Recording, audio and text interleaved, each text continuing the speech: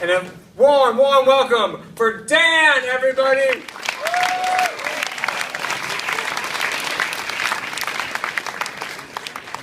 So, people who have ever had dinner with me know that one of my hard-to-disguise vices is really liking the food on other people's plates. I like to think of it as sharing. It's my little way of saving the planet. So now you know.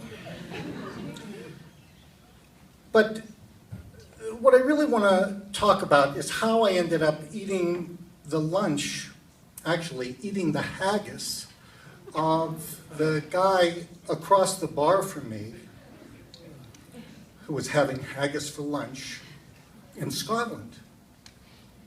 Now, for those of you who might not know what a haggis is, it's the stomach of a sheep stuffed with its lungs and heart and liver, and then boiled until there is no color. It is probably the most unlikely entree that you'll ever imagine for Eaton Park.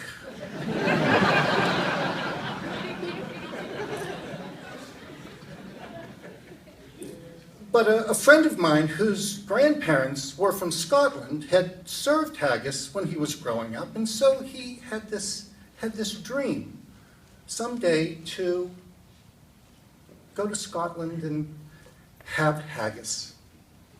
So every once in a while I would see him. Let's just say his name was Ed. And he would say, if you're ever going to England or, like to Europe and you want to go to Scotland, remember the haggis. So on one occasion I was doing some business in London and he said, maybe I'll come over and join you and we'll go look for the haggis. Okay. So he comes over and off we go. We take a train to Scotland. And much like if, let's say, the kishki were the national food of Brooklyn, and you were like wanting to find the perfect kishki and you go from restaurant to restaurant thinking that it was the national food of Brooklyn, you would not really be able to find kishki in Brooklyn. You go to Scotland and you ask, like, where can we get haggis? Nobody eats haggis. Only your ancestors eat haggis. So we're there for 4 days, and I mean, he's really serious about this. So finally, on the 4th day, in Edinboro, or Edinburgh, whatever, on a side street, we see like this pub, and it has a sign in the window, special, lunch, haggis. So this is unbelievable. We go in, we sit at the bar, and so lads, what do you have? Well, we'll have the haggis and a beer. Oh, lads, so sorry. You just missed the last haggis. It's the guy right across from me just ordered the last haggis. What? We travel 3,000 miles? And like the guy across the bar is eating the last haggis in Scotland? But our fish and chips is great. Okay, we'll take the fish and chips, but I had my eye on this guy.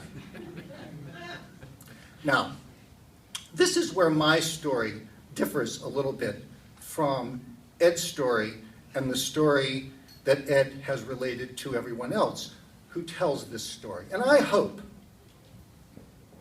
now, when you hear what happened at my funeral, some of you will come to my defense. One of you will come to my defense, because here's what they say.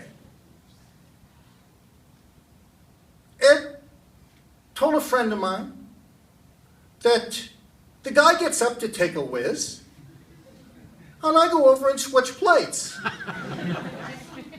I take his haggis, and I give him my fish and chips. I would never do that. He might have gotten up to take a whiz. I thought I saw him pay the check.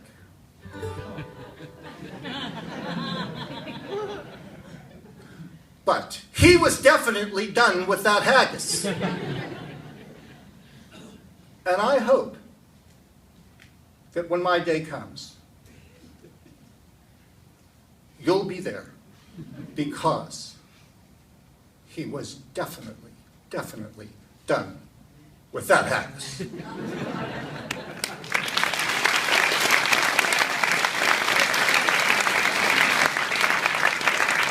Dan, everybody.